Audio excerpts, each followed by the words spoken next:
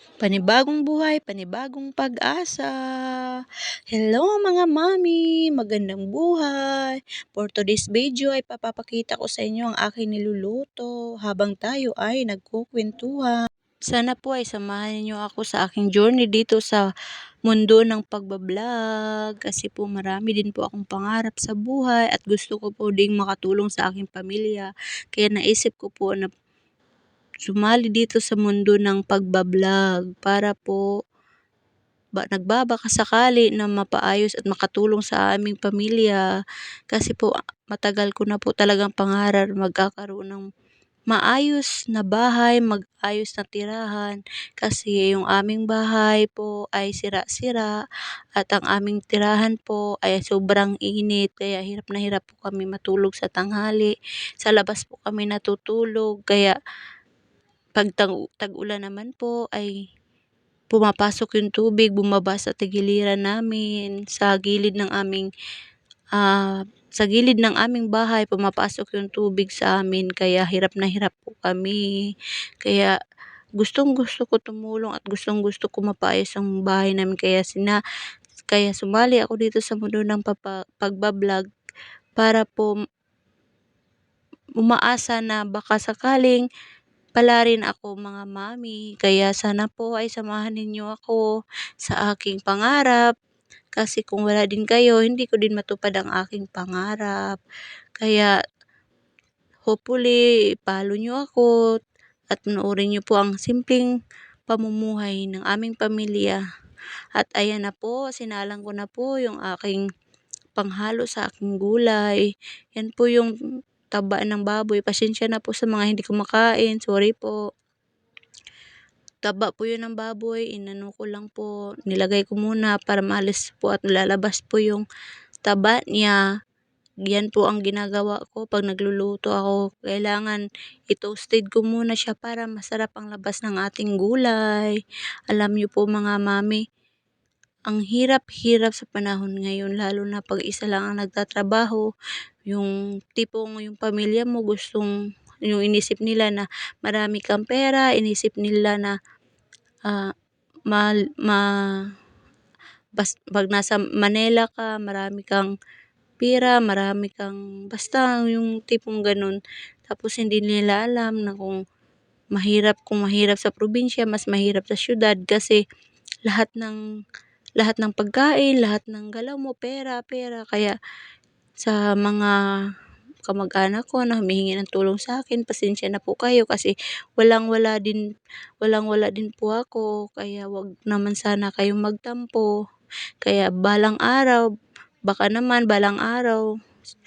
pagpalain tayo ng Panginoon in God's will, makakatulong ako sa inyo kasi ako naman po yung tao na hindi po madamot.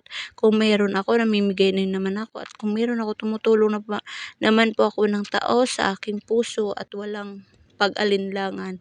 Kaya pasensya na kung sa ngayon wala pa po ako maitulong kasi po yung income ng asawa ko kulang pa po sa amin, pambili ng gatas, pambili ng bigas at ulam sa araw-araw na pangangailangan. Kaya ayan na po, balik na po tayo sa ating pagluluto. Kasi kung saan sana napunta yung ating mga kwento, mga mami. Ayan po. Ayan po yung niluto ko sa hapunan namin. Gulay po yan, talong at saka yung pichay. Pinaghalo ko po siya kasi dapat po nilaga ang lulutuin ko. Kaso po wala po kaming gas kanina, nawalan po kami ng gas. Kaya ayan po, niluto ko siya sa hapunan namin. At pinaghalo-halo ko na lang po yan para naman po hindi siya masayang. At gusto ko lang palang magpapasalamat sa mga nagsusubscribe sa aking YouTube channel. Kahit hindi nyo ako kilala, kahit hindi nyo ko ano-ano, sinuportahan nyo po ang aking pagbablog. Kahit po baguhan pa po ako dito at wala po akong kalam-alam sa pag-i-edit, pag ganito, pag voice over, pasensyahan nyo na po ako. Maraming salamat. Taos puso po akong nagpapasalamat sa inyo sa walang sawan yung suporta sa akin at sana samahan nyo ako hanggang tayo ay dumami. Sana po marami pa pong magsusubscribe para po dadami tayo. Samahan nyo po ako sa aking araw-araw na gawain at sa araw-araw na upload. Sana po andyan po kayo palagi. Pagpasensyahan nyo na po ako kasi bago pa po ako dito at hindi ko pa gamay ang hirap-hirap ang paggagawa ng video at pagbo-voice over. Kaya alam ko na ngayon pala kung gaano kahirap ang maging isang content creator at isang vlogger. Kaya ayan, balik na po tayo sa ating niluluto. Ayan na po, lumalabas na po yung oil ng ating meat. Papalabasin lang natin siya at itusta-tusta para po, yan po ang pagprituhan ng ating bawang, sibuyas at saka kamatis.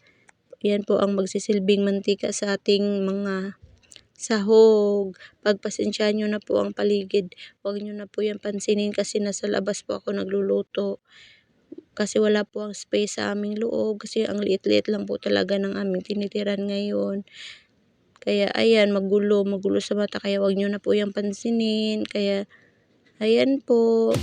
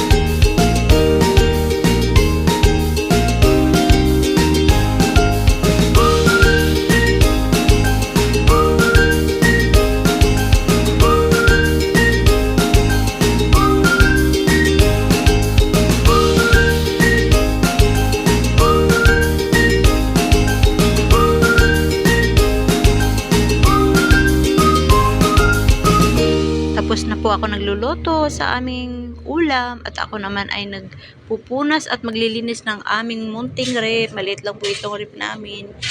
Ang tigas na po kasi ng yelo, kaya ayan, kaninang umaga naisipan ko pong i-defrost at kaya ayan niya po, nililinisan ko na po siya kasi po wala naman na siyang laman, wala po siyang laman at hindi po kami bumili kasi wala po siyang laman, hindi po, ayan po siya, kaya nalinisan na po namin. Ang tagal-tagal ko na ditong hindi nalinisan, kaya ayan, kanina napag-isipan ko na maglinis. Kaya ayan po, tamang punas-punas na po tayo dito ng sabon para po mawala yung amoy langsa niya kasi amoy langsa ng isda.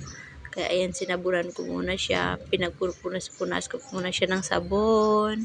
Kaya ayan, enjoy for watching na lang mga guys, mga mami.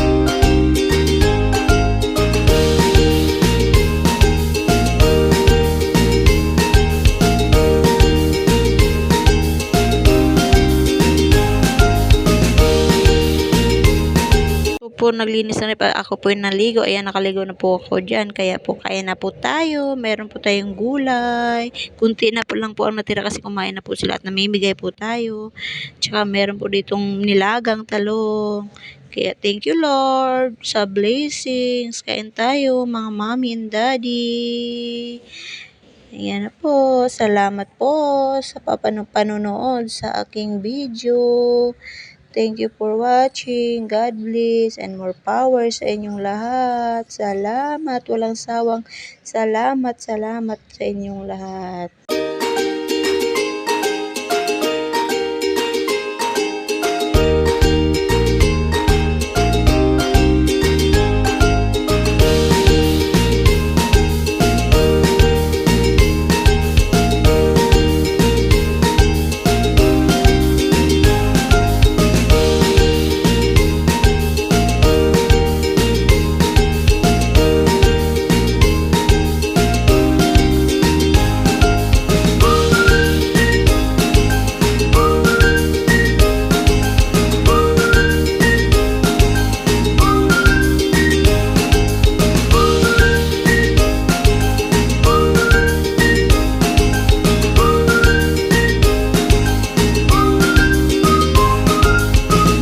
Ayan lang po ang ating update for today's video. Maraming salamat. Bye-bye and God bless. Mwah, mwah, chup, chup.